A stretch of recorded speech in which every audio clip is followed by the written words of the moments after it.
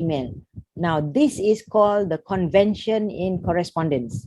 In any correspondence, there must be the detail of the recipient, the name and address. Of course, now we use the email address. Definitely there is a date.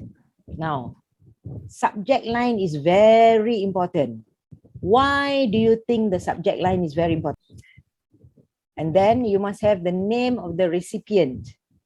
Then you must have, in Malaysia, the salutation is super important because we have Datuk, Datuk Seri, Tan Seri, Tun, Tuan Haji, Ustad. We are all these labels, and we must make sure everybody has these names correctly done. Maybe I am a Datin Seri or I'm a Datuk Paduka, but it's okay for me if you don't call that. I give you permission to call me Kit. That's how it works. But for some people, they are very particular. They want to make you, they want you to address them correctly. So you must call them Datuk. But Datuk can be YBHG and can be YB. Do you know the difference or not? The difference between YBHG and YB. Then, so the actual email should contain C, D, E, and F. C, D, E, and F. So what will I offer you? C, D, E, and F. Nick knows. YB for MPs. Your dad, YB. Nick, your dad is a YB, Nick. Tak jawab tu, ya lah tu. Alright. So for the email, you must have C, D, E, and F. Okay, let's see what is C, D, E, and F. For example, remember here I said you initiate, this is initiate, internal initiate, external initiate. So the example that I have is external initiate. So here it is.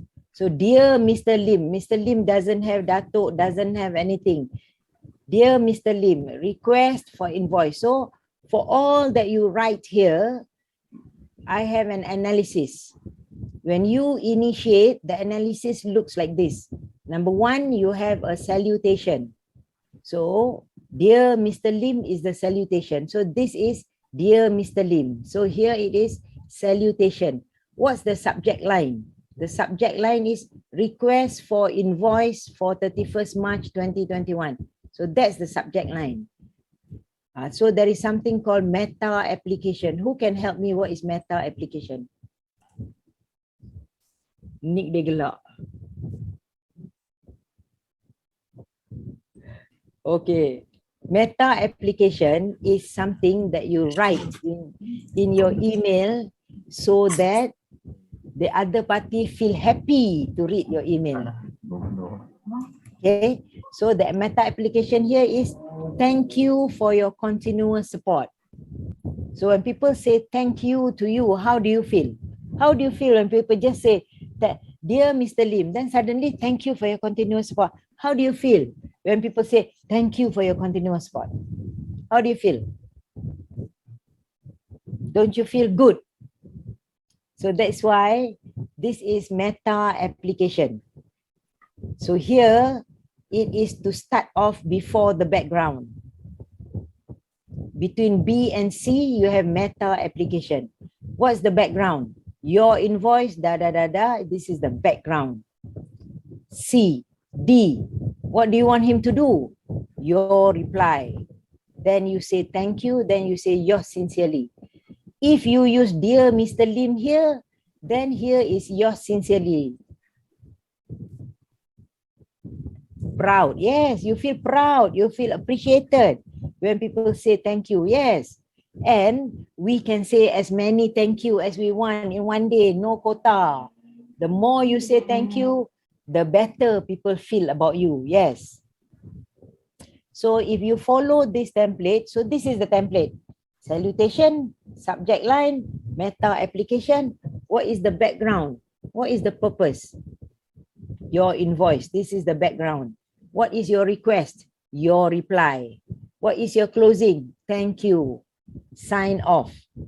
All right. So I've got a few questions. Shah gave me earlier a few questions.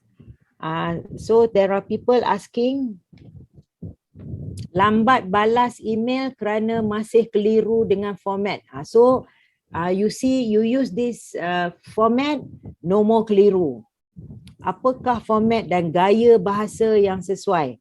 Gaya bahasa, I didn't discuss here, but gaya bahasa, generally English language got 5 gaya bahasa. Number 1, Harry Potter, cerita-cerita dongeng. Number 2, advertisement, persuasive writing. What we want to do is factual writing. What we want to do is factual writing.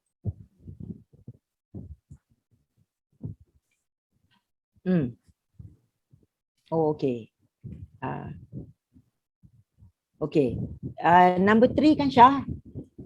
Number 3 is the gaya bahasa is not, I didn't put here, but gaya bahasa, when you write official email, when you write office email, you must write factual, transactional. This part is transactional. Your reply by 4 p.m. That's transactional. Factual, your invoice for delivery of 500 tons of FFB for March is outstanding. Factual. You got transactional, you must be factual, and everything that you talk about must be with figures. If you write official email, no figures, that means you didn't write the email correctly. All right. Okay. So this is when you initiate, then you reply. So what is the sample reply? So in email, you cannot change the title. This is the title, this is the subject line. So when you reply, same, you cannot change, right? So just now, Mr. Lim wrote to, Ku Yuan Kim wrote to Mr. Lim. So now, Mr. Lim replied to Ku Yuan Kim. By the way, Ku Yuan Kim and Lim Guan Chai are all my friends. So dear Miss Ku Yuan Kim, title remains the same. Still use meta. Thank you for your concern and request dated. So even though thank you, you still write the date there. We have attached the relevant invoice. When you write the invoice, you put it in PDF for your payment. Your cooperation is appreciated. Thank you. So it's a very short letter. Let's do the analysis. You got the salutation? Yes. You got the subject line? Yes. You got the meta application? Yes. You got your response? Yes. You got your request? Yes. You got your closing? Yes. You got your sign off? Done. So if you use this format, then you cannot go wrong. Okay, let me see the other questions. Question number 4, apakah header, footer, font, paragraph yang sesuai untuk email? If your company is an ISO 9001-2015 certified, then in the ISO will already determine what font you should use. Right? If your email is not an ISO certified, please don't use all the cartoon email. Very good, FIFA. Then come for the class lah. 9 hari bulan, then we can do practical and you know exactly what to write.